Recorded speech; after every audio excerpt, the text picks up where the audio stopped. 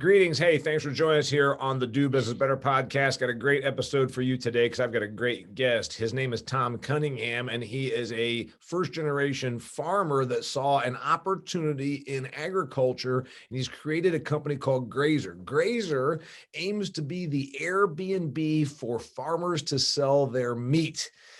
Nice little description, right? You know about Airbnb. You know that people eat meat. At least 97% of Americans still consider themselves to be meat eaters. And then you're saying, okay, this is a pretty cool thing. So we've got a guy that wanted to be in agriculture. We've got an ag tech and a tech play. We've got a consumer marketplace, which obviously is only growing in terms of the whole internet-based businesses. So this is the Do Business Better podcast. Obviously, it's me, Damian Mason, coming at you.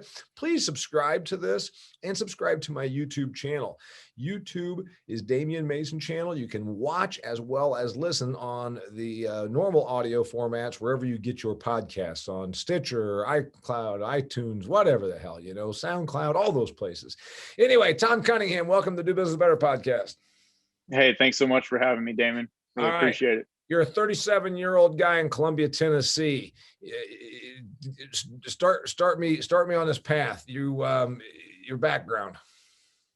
So my background's actually I came out of the fire service. My wife sort of retired me out of the fire service about 6 years ago. We were living out in northern Nevada, and she kind of said, "What could I do to get you to leave this busy, crazy schedule behind?" And so we ended up looking for a farm and landed in Middle Tennessee. Wait a minute, fire service. Remember, people that listen to this podcast are business folks, small biz people, self-employed entrepreneurs, gig economy people, Sure. aspiring. And they're saying Northern Nevada. I thought there was like wild horses. It's like where Robert Redford is in The Horse Whisperer. Right. All right. What's going on? You're in Northern Nevada Fire Services. So I was a firefighter EMT for the city of Lake Tahoe in Northern California. We resided in Northern Nevada. And, I always, it was funny that I landed in, sort of a government service job, because I always was a passionate entrepreneur, whether I was a paper boy or just any number of things. And my wife and I, we have a small business. That's what allowed me to, we're actually in network marketing, and that's what allowed me to retire out of that line of work. And so we're my dad's been a part of startups, and it runs in the family. My brother-in-law, we're all over the place with entrepreneurship. So it's kind of funny that I ended up in the fire service, but loved it, had a great time. But we ended up looking for a farm and landed at just about an hour south of Nashville. And a lot of it was for my kids, the experience I wanted to give them, the childhood I wanted to give them. But it obviously grew into much more. My mind is programmed to look at things and see how we can do it better or differently, or, learn how this person does something versus how this person does something. And, why do we use square bales? Why do we use round bales? Just like, I just want to know, and coming into the go ahead. Well, okay. So are you actually from that Northern Nevada, or where were you raised? I was raised in Northern California. Yes, sir. And you're not, and you never been a farm guy. So you said, I want a farm and I want to own a chunk of property, which is cool. More people are doing that now. And you said, but I got to make it work as a business. Okay. So take me from there. And this is 6 years ago, several years ago. Several years ago. Yeah. So basically, we got a few cattle, we were raising hogs, we were learning a lot about it, just lots of rookie mistakes. But as we prepared for okay, so how are we going to take this to market? I kind of mentioned earlier, we're not a large farm. We're on 84 acres. We lease a little more land, but it's a small operation. So we needed to make the most out of our product, and that's direct marketing, direct sales, And so I started doing market research with the people who were quote unquote successful with it nearby me, and learning about, what their costs were, what their hurdles to market were, and just really quickly realizing not only was it a lot harder, than I thought, kind of thing, one of those moments, but also just how silly it was, the hurdles they had to jump through to bring their product to market. And it really kind of set me back on, do I want to go forward with this in the manner in which I thought I did? And B, is there a better way? And so I kind of set to that and dwelled on that for a little while. And Grazr is the product of that. Okay. So you got some livestock and you're out there and you're saying, I'm not big enough to like go through the meat packing industry, the infrastructure for these mega food companies and whatnot. So you're like, okay, I can't do that. I'm going to sell my stuff and retain some of the margin as a small producer. And I'm very familiar with this because I've done this myself for 13 years. I Sure. had my own small little beef herd and beef operation. Okay. So you've got these products and then you say, all right, now I want to go directly to these customers. And then you said, wait a minute, how do I find them? How do they find me? Is that what was the inspiration? Yeah, I mean, the inspiration was when I actually spoke with a hog farmer who told me that 50%, approximately 50% of his cost at the market was after the animal left the farm to the point that it got to the customer's hands. And that really shook me. And so I started to drill down into what were those costs? Were they all necessary? You know, what could be adjusted? And a lot of the convention right now is either direct from farm, maybe a CSA, or farmers market, or retailing through another retailer like the local grocery store or something.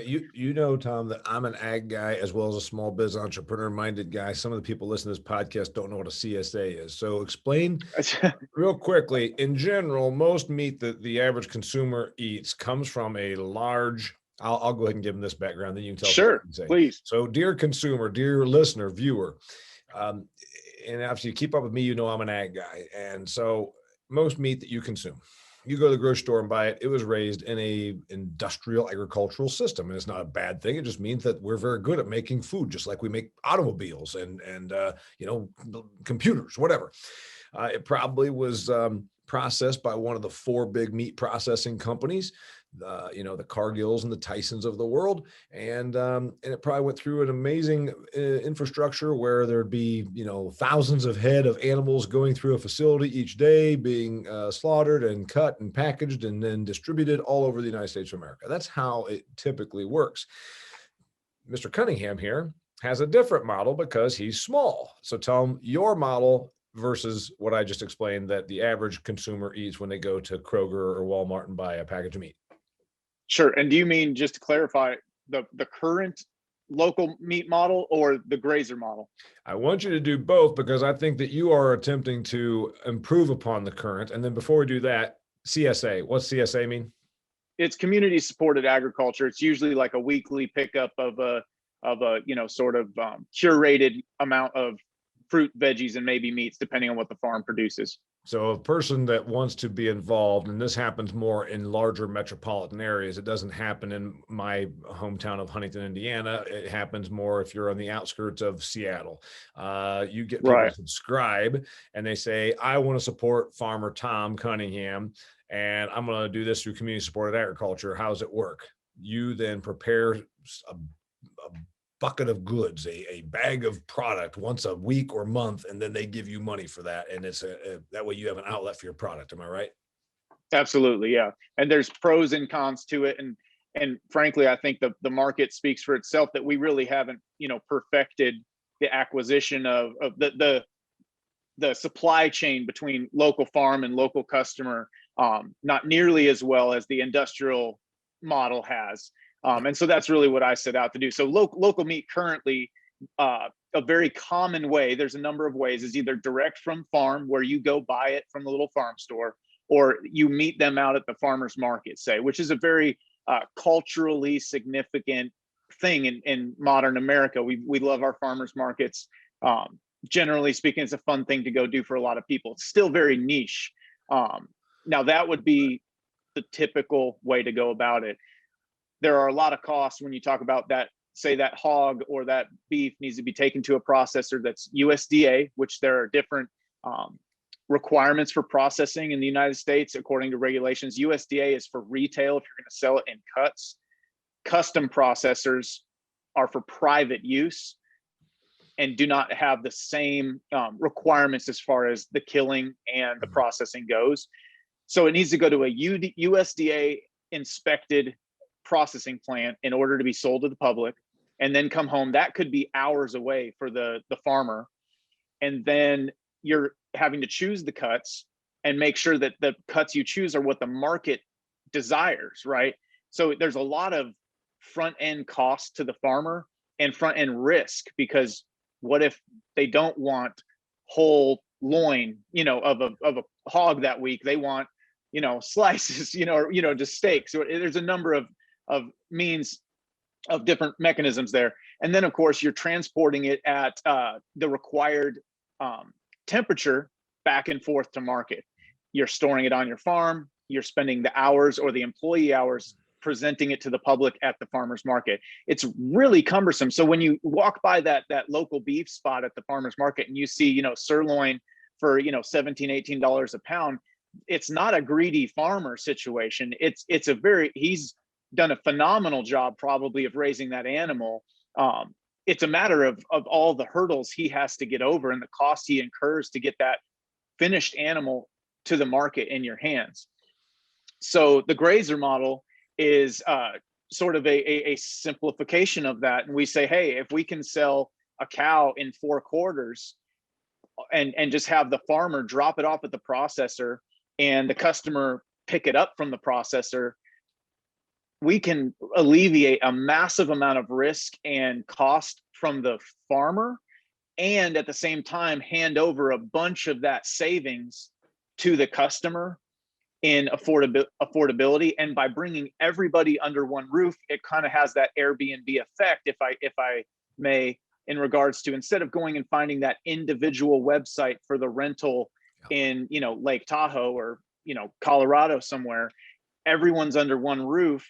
And if you want grass fed, great. If you want grain finished, great. Everybody's there. All the local farms are there, and you can choose what is best for your taste or your occasion, and go from there.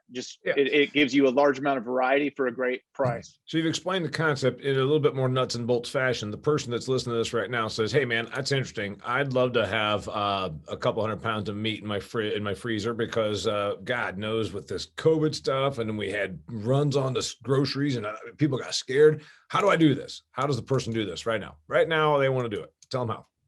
Sure. So basically, when you go on the website, it's going to ask for your location. Wait a minute. Hey, Marketing 101. What website?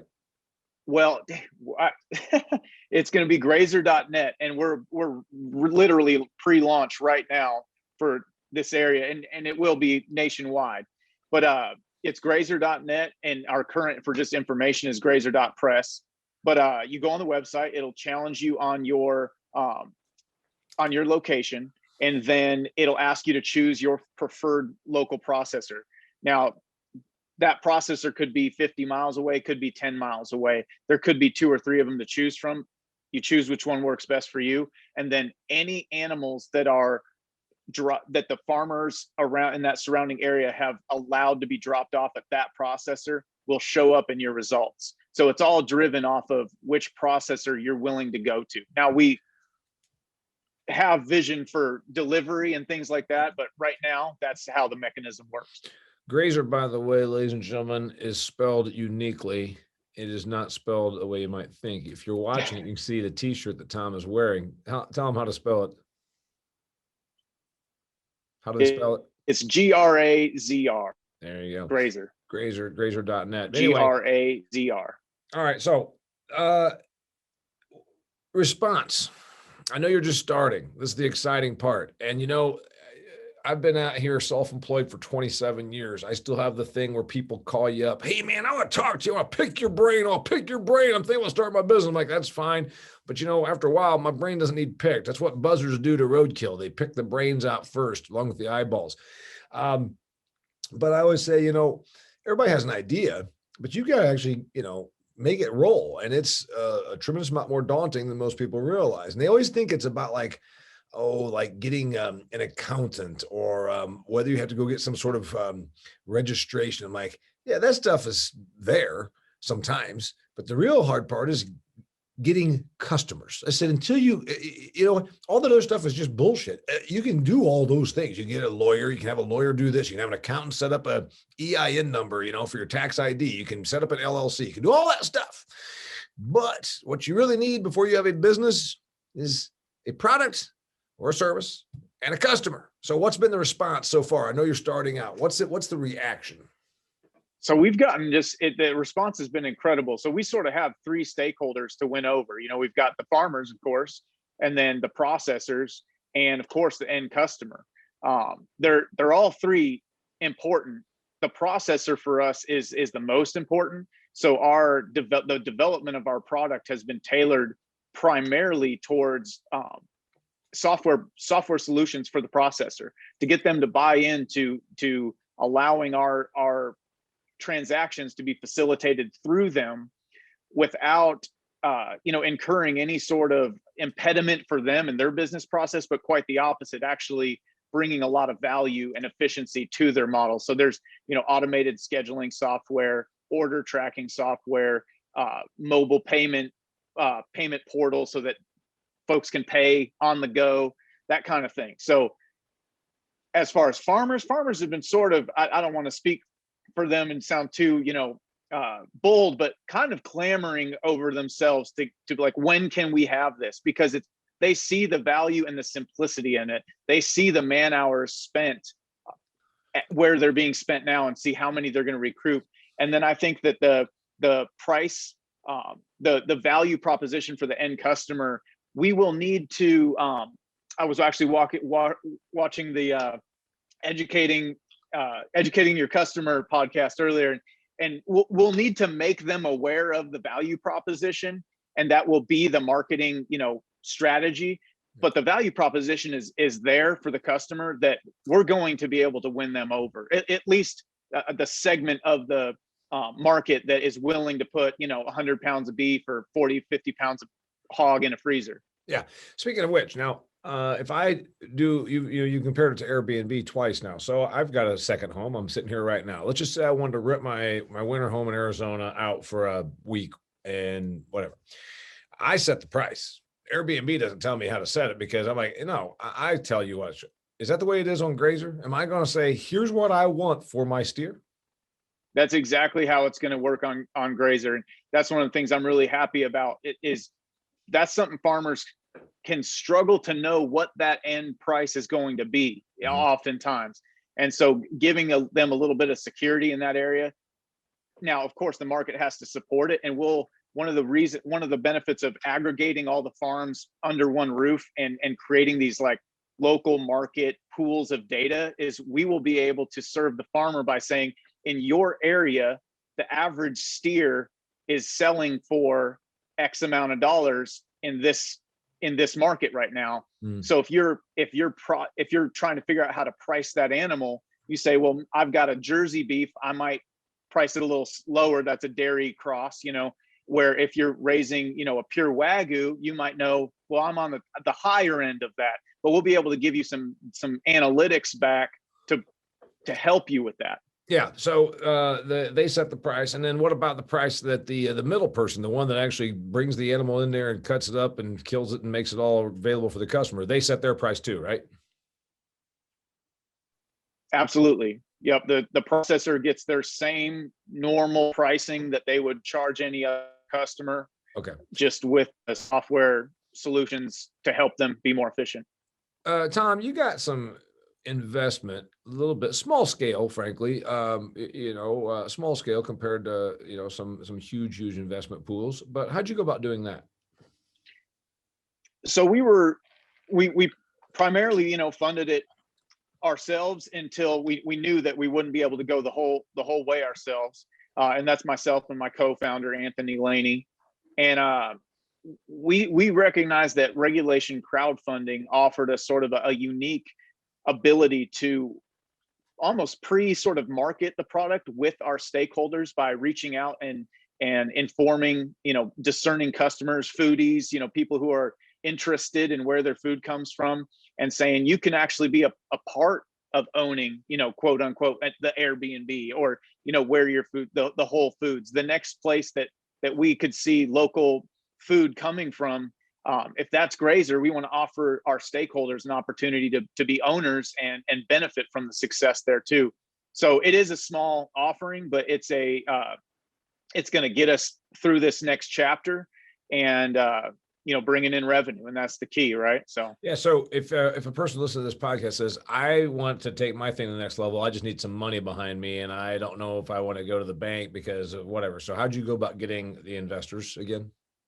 So we used a platform called WeFunder, and there's a number of them out there, and they're very valuable in regards to handling the Form C with the Security Exchange Commission, kind of walking you through it, providing you a web presence amongst an aggregation of other, crowdfunding. So they bring you to some investors and give you that presence.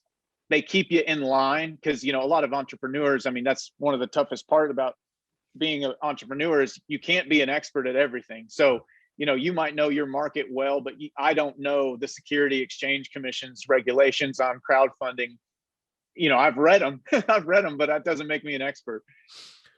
What mistakes or mistake? Give me one at least. Everybody learns, the old thing is the lessons you learn best are the ones you pay for, and everybody thinks that means going to college. Well, that's one thing, but the real lessons are the ones you pay for, as in you make a mistake and it costs you dearly, or cost you just a little bit, or cost you in time and grief and stress. Tell me about a mistake you've made and what you learned from it. That's, you're absolutely right, and I'm sure we've made some great mistakes, and I'm sure we'll make some more. In the process of developing the product, the marketplace, and finding the right developer, the team to work with, they say, we outsourced it, and it was partly a domestic American team augmented by an overseas team. And I mean, we ran into a lot of issues that slowed us down. Now, Right. we got to the finish line, but it was a challenge, and had I had the opportunity to do that over again, knowing what I know now, I would have been even more, discriminatory in how I look into who we're working with. Now, it's all going to, be fine now, but at the time, in the delays that we incurred, I was pulling my hair out because we're trying to bring a product to market, right? So when it takes 6 months longer than you're intending for it to, that is painful. First question I ask everybody when they tell me, hey, Damian, I got this idea for a business. I got this idea for a business. I wrote about this in my book, my business book, which is over my shoulder right over there. I said, your idea might be amazing. It might be the most amazing thing I've ever heard in my entire life. Doubtful, but it might be. And I'm not going to squash your idea. But I said, let's get to the real part. Can you go for the next 12 months without making a nickel? No, but my idea, I'm like, your idea is amazing. My God, it's the most amazing thing I've ever heard in my life. Not being mean, but can you go for the next 12 months without making a nickel, or without actually personally making a nickel? Your business might make a nickel, but it goes right back in. And usually for me, it was, yeah, I made this dollar and now I'm going to put $3 into this thing. So that's kind of where you are. What'd you get right early on? What do you think? You look at Tom Cunningham, you're like, okay, I was a fireman, for God's sakes. Now I'm out here, running my own business. I was a paper boy. I get running my own business. I want to make money. I want to be creative. What'd you get right? There's not a ton of genius to this idea. There really isn't. I think oftentimes anybody could have thought of it. The genius, if there is any, is the mechanism between how to tie the processor into it, as far as they're the pivot point of everything. Wherever the farmer desires to market their product, the processor's key. The customer finds the processor. So we often think the problem with a lot of our issues is that we look at farmer is responsible for getting the product all the way to the customer. Yeah. And so we chose to make the processor that hub where even though from a regulatory standpoint, it is coming from the farmer, but that the data, the architecture of the marketplace is based off of the processor, not the farmer. And tell me about the lead time. I've got me and my family out here and we want to do this thing. I like the idea of buying meat locally. I want to buy it through XYZ processor that's 20 miles down the road and off of Rancher Bob. How long I can't just type in and say, oh, I want it right now, because there's lead time. There's the animal is growing, and then they butcher it and it hangs for a couple of weeks while it's tenderizing and being cut. What's the lead time? It can be about 30 to 45 days. And you're probably familiar, maybe not all the audience is, that custom processors are very backed up right now. Yeah. But a lot of the slots that are being held they're not sold yet. It's just desperate farmers making sure they have slots for their animals. So I get that aspect of the question often, and it was freaking me out for a while, but after I've learned more about what's causing that, and that a lot of that is not sold, it's just desperate farmers making sure they have slots. But it's about 30 to 45 days. So when the date is pending for the farmer, about 30 to 45 days out, they would put the animal up for sale. When all 4 quarters or the entirety of the animal is sold, it will go to processing on the date that was scheduled. And from there, like you said, it can take, for a hog, it could just be a week, because you don't hang a hog, you don't age it. For a beef, it could be 2 to 3 weeks, depending on how long it's hung. Yes. A lot of people don't know that, but you and I do. You talked about the business, and you made a point that it's not like you're not you know, you're not doing fusion science here. Are you going to get copied? I'd say sure. Airbnb's being copied. What do you do when you get copied? Do you care?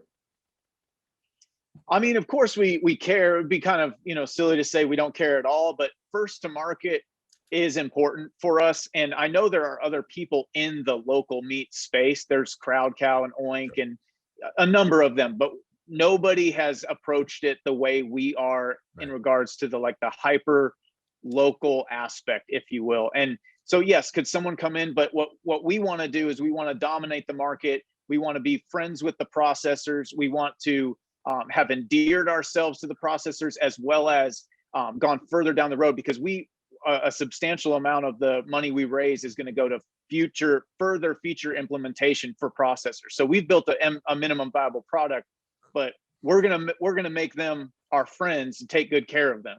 All right, now you got me to my next level. Vision. I say in my book, Do Business Better, there's 4 unwavering traits of entrepreneurial success. I want to hear if you agree with this. One of them is being vision, but I also say risk tolerance, obviously drive, your work ethic, and then resilience. You're going to get your ass kicked. Can you bounce back? Can you come back off the mat? Risk tolerance, your drive, your resilience, and your vision. You just spoke about where things go. Do you consider yourself to be visionary? I do. Yeah, it's probably one of my stronger strengths. Now, granted, of those four I just named, is it your number one? I'd probably say yes. I would, to a fault. You wish that your resilience is your strength. Sometimes that would serve you more. But I do. I'm a visionary kind of guy. I'm always looking for what's next and how to make something better from wherever it is, no matter how good it is. Tell me the other part of the 4 I just named that you think identifies Tom Cunningham. We have seen a number of setbacks here. I mean, it's just it's been a long road, and the fact that I've done some difficult things, and I've overcome some difficult things in the military and fire service, and I'm not inexperienced with resilience, but this has tested me in areas that were not my strengths, and to just get up and do it again and do it again and do it better and get better every single day. I have grown a lot, and I would say that resilience is now, after almost 2 years of this, become a strength. Because if it doesn't become a strength, then at some point it's going to be the weakness that breaks you. Yeah, it's an interesting thing. You're a little younger than me, and you look like you're a fit guy, and so you think it's about the physical part of it. When you're a younger man, you'd think, yeah, you know what, that guy ain't gonna beat me. I can kick that guy's ass in wrestling. You thought you were tough, and all that, and it becomes a game now of the mental fortitude, and it actually does become somewhat physical. I had a bad night last night. I'm not afraid to admit it. You know, I got a lot of different things that are on my mind right now, and this whole economy being shut down, there's a lot of things that are really weighing on me. And I'm 51 years old, and most people would say pretty successful, but the mental part of it still is there, the resilience part of it, the fortitude part of it, because um, it, it's it's it's never easy. You know, if it was easy, we'd all just be out here running our own businesses, and that's why most people are not. So I've got people that I look to that advise me, friends that are very successful, friends that run their own businesses, guys that I've known since I was a kid, older people that I look to, and I look to some younger people for how they view things differently from different perspective. Who do you have? I've got a number. I've got people that I often just refer back to in what they taught me years ago, and Yeah. and lean on them because I have a lot of faith in them in regards to just the men they were and the business leaders they were. Uh, but as far as like current mentors, I consult my dad a lot. He's been through the startup process. He's worked for them and founded them, and he's had some success, but he's by no means a billionaire or millionaire. And and he's been through it. He can tell me, this will pass, or you need to consider this issue and make a change now. And I don't know what I'd do without that outlet to bounce ideas off of, or problems off of. We have one of our main investors, Gil Holland, out of Louisville, Kentucky, is a great guy. Another person who just a great sounding board. He's been there and done that a little more than I have, kind of thing, or quite a bit more than I have, I should say. But and then of course there's a gentleman, one of the farmers that I'm closest with. His name's Cliff Davis, out of Summertown. His farm's called Pig and Leaf, and he grows some just absolutely phenomenal product, like craft pork to the just out of this world.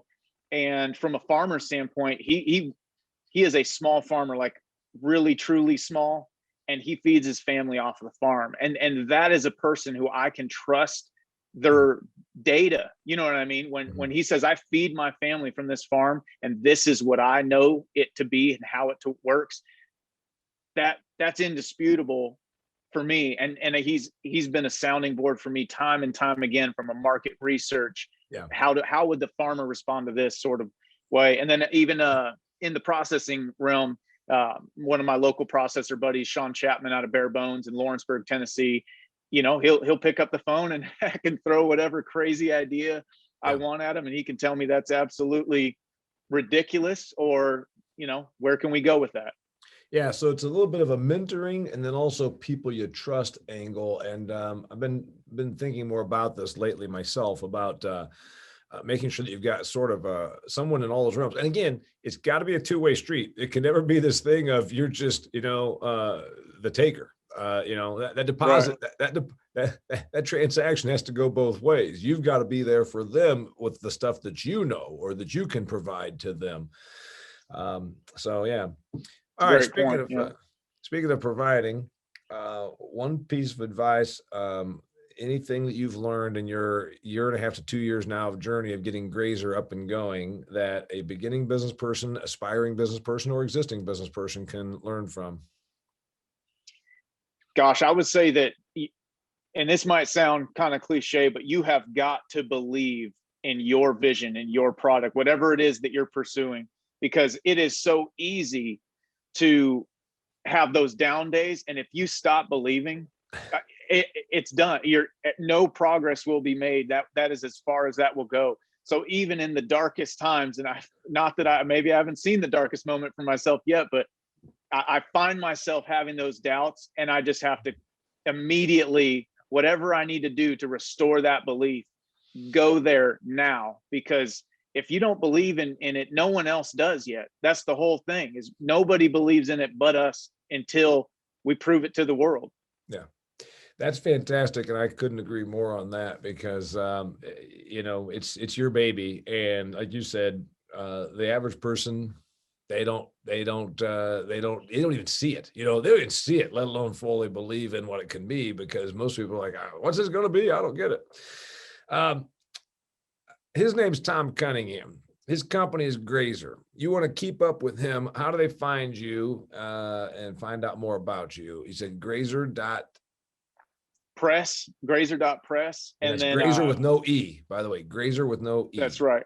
GRAZR.press. And we're on Instagram and Facebook under Grazr Market. And you can find us on wefunder.com/Grazr as well if you're interested in looking at the company's vision and financials. And they're going to be growing more and more. So write them down. Mr. Cunningham, thanks for being here. I wish you well on this. This is exciting because you're probably the first person I brought on that is just about really there to bring the thing to fruition. Usually we talk to people that have been doing it for a while, and you're like, we're right there. We're right there. You're ready to bust. So you excited? I'm very excited. I'm more excited every day. I'm just rearing to go. And I thank you very much for having us. And I look forward to, checking in with you and letting you know how things come along for us. Got it. All right. Thanks for being here, Tom. Until next time, it's the Do Business Better podcast.